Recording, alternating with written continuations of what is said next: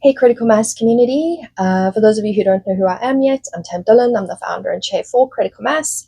And for those of you who don't know what Critical Mass is, we're a global collective of healers and change makers with the primary focus of being facilitators of the global shift in consciousness, as well as restoring dignity and respect to spirituality and its practices. So I'm going to be chatting about the theme for the first quarter. And truth be told, I've actually already recorded this video about 4 weeks ago. I'd already recorded this video. I've already 14 minutes of me discussing the first quarter's theme. And for those of you, like, you'll know what I'm talking about. You know, when you need to get something out and the universe is just like, no, you're not getting to that today. And you're just like, but why? Like, I need to do it, and it's annoying. But no matter what you do, you just can't get to it. Well, that was that video. And having come through this last weekend, I understand why I never got around to editing that video and putting that video out, because there was an integral part of the first quarter that was missing. This past weekend, we experienced the incredible loss of Adrienne Carsey. Adrienne Carsey she was based in the upstate of South Carolina, and right from the get-go of Critical Mass, she was very much an integrated part of it. She's been in our panels, she's come into our gatherings, shared her wisdom, her everything. As if you knew Adrienne Carsey, you know what I'm talking about. Adrienne was Adrienne, and if you knew Adrienne, you knew her for the person that everybody else knew her to be. So the theme for the first quarter is healing and exploring the collective, which I know is a theme that Adrienne would have been so excited for. She would have been like, heck yes, like, let's do that. Because she was all about that. She was all about getting to know you and understanding you. Who are you? What's your beliefs? What's your practices? Where do you come from? What's your culture? And always from a place of genuine curiosity and just wanting to understand, not to reinforce preconceived, perceptions, not to pass judgments. She never listened to respond. Adrienne had impeccable listening skills. We as a society could definitely learn to improve on our listening skills. But she really truly just like listened. It gave you every last part of her to just be open to understanding you. And in the first video, I'd been very encouraging of like everyone, like, you're exploring the collective, get to know your neighbor, get to know the people you work with, explore another culture, explore another belief system. And I'd addressed it in the way of, coming from the perspective of seeking to understand, like that's what you just want to understand, to know this person. And now it's coming with that extra reinforcement of do it the way that Adrienne Carsey would have done it, with that pure just openness, that receptiveness, that genuine curiosity to fully know a person, for like no judgments. You could tell her absolutely anything about yourself, and she would just accept, pure loving acceptance. So coming into the first quarter, as we work to explore the collective and get to know the collective better, because as it's been said to me, we're distant relatives. I mean, we can look at it at psychology and go on Carl Jung, the collective unconscious. We can look at it at ancestral Eve. We all have the same DNA marker. We can look at the migration of humanity out of Africa.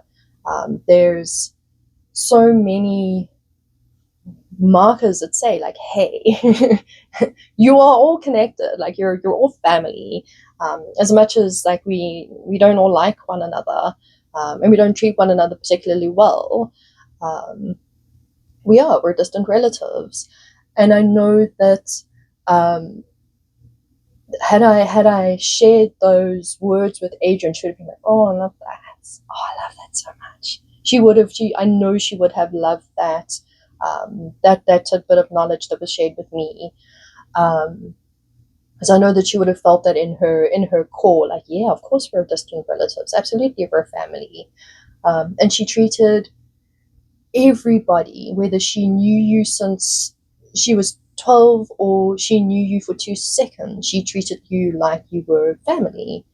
So I want us as a collective to embody that part of Adrian Carsey's legacy, that open willingness to truly get to know another person, without any agendas, without any judgments, without any, what can I say about myself? Like truly making it just about the other person. If we can embody just a drop of what Adrian Carsey was in that regard, I think the first quarter would be amazing. And obviously, if we can continue that past the first quarter, I think the world will truly find the healing that it's actually looking for. Because in my lived and professional experience, when we truly seek to understand, like truly from a place of genuine curiosity, genuine authenticity, healing is a very natural part of the process. It's there's no forcing, there's no work, there's no like, oh, I need to do this to heal, or I need to do that. There's it just flows along with that deep understanding. So healing and exploring the collective, they're going to go hand in hand. And if we're truly exploring our collective in a way that Adrian Carsey would have done, I think that healing would just be, maybe that's the global shift. Maybe that's one of the big parts of the global shift, is us just embodying people like Adrian Carsey and being more like people like that. For the month of March, and here again, I was prepping our newsletters for the first quarter, and each newsletter we spotlight a different practitioner. Our first newsletter, I'm highlighting our community manager, Chrisophina Rick, which makes sense because you're going to be getting to know Chrisophina really well. She's going to be engaging with you on all our social channels. You're going to love Chrisophina. She's amazing. And I know she's really excited to get to know everyone in the collective.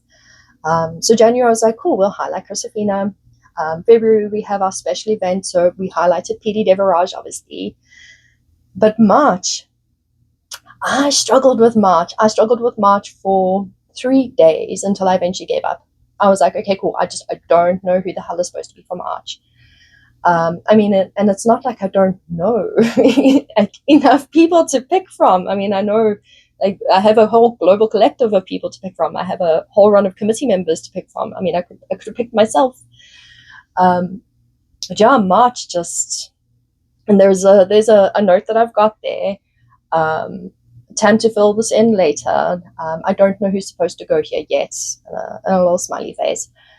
And now I know exactly who's supposed to go there.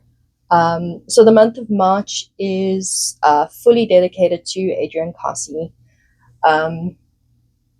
Mindfulness. We're going to do the cheesy mindful March. Yes, we're going to do it because Adrian would have loved something like that. So I'll be sharing some messages on mindfulness. Anyone who knew Adrian who does teach mindfulness, if you do any kind of meditation, any kind of breath work, please share along, and let's make March a full month of mindfulness. I know she would have loved that. So March will be dedicated to Adrian. She was meant to do a panel for us, another Healers Roundtable. She was supposed to record with us next week, Tuesday. And the theme was just perfect for Adrian. She was the first person I reached out to because I was like, that she has to be on that panel.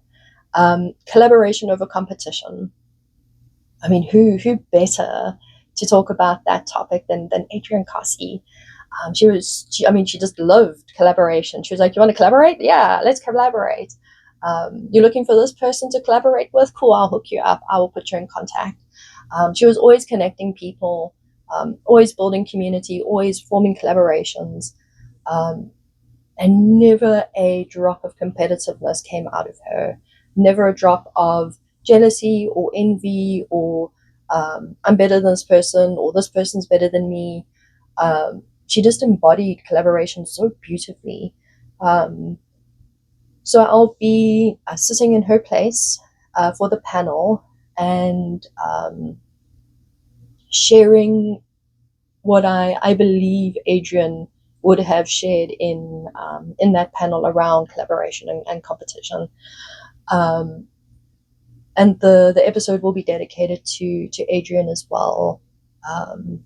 And for us as practitioners, that's another part of her legacy that like what a beautiful thing to embody. Be more collaborative, be less competitive. It's one of the pillars of critical mass is collaboration over competition always. As medicine people, we're incredibly unique and we're unique because we have unique experiences, and our medicine is shaped in a very unique way. So what we offer the world is very unique. So we can't compete with one another. Um, what we're battling against and why it feels so competitive out there is the pseudo spirituality, the fake, fluffy corporate spirituality, the toxic spirituality. Those are the things that are getting in the way, not one another. Um, so I will obviously remind everybody about March. But yeah, month of March is all about Adrian Kasi, all about mindfulness, meditation, movement, all the M's, all the big M's, music, absolutely music. If anyone has songs that Adrian was a big fan of, if you ever attended one of her namastes, I don't know, I can't remember what she called them. But yeah, she would always. I never managed to get to one of them. But yeah, she would put on music, and everybody would just step into this beautiful mindful space and just flow along with whatever was being played at the time. So please do share songs with me. If I can draft a playlist together, I'll create it and maybe share it on YouTube. I'll find a way to do that. And that's if we can get maybe a song a day for the month of March, I think would be amazing. What a way to start each day for the month then, with music and movement and mindfulness. I think that Adrian would love that. I think she really would love that. So that is the theme for the first quarter: healing and exploring the collective. I really do want to encourage everyone to be explorative in the collective. I mean, we're so diverse. There's cultures out there that I don't even know about yet because there's that much diversity. And there is the thing of, well, where do we start? There's 7 odd billion of us existing on the planet. Like, who do we start with? Where do we go? We are going to be sharing educational posts around how to explore the collective, how to do that respectfully, how to do that in a way that makes everyone feel comfortable and seen, as well as conversation starters. We really do want to get to know you. We want to know, where are you from? What are your practices? What are your traditions and your cultures? What do you believe? And because we genuinely want to, as Adrian Kasi would have done, and get to know you and understand you for the person that you are. So I really want to encourage everyone to embody that for the first quarter, and obviously past the first quarter if we can. That would be amazing. Keep the momentum going. I mean, 90 days of consistent practice, I think we might just pick up a new good habit. But that's, I think it's a beautiful way to start the year. I think it's a beautiful way to, um, we're coming into a 1 year, leaving behind an incredibly impactful 9 year. It really has been a full year of the snake, 9 year in every way, shape, and form for, I think, everyone that I know, definitely for myself. Um, and I think coming into a 1 year with that new, fresh, clean slate, um, let's leave all the cuck in the past. Let's leave all the cuck in 2025 because that's what the 9 years are about, right? Like letting go, shedding, letting go of the old. And let's come into the new cycle with an open sense of curiosity to get to know one another better. And to, by doing so, we can start to mend those very old wounds that we do have as a collective. And yeah, do what you can to embody the legacy of what Adrian Kasi was.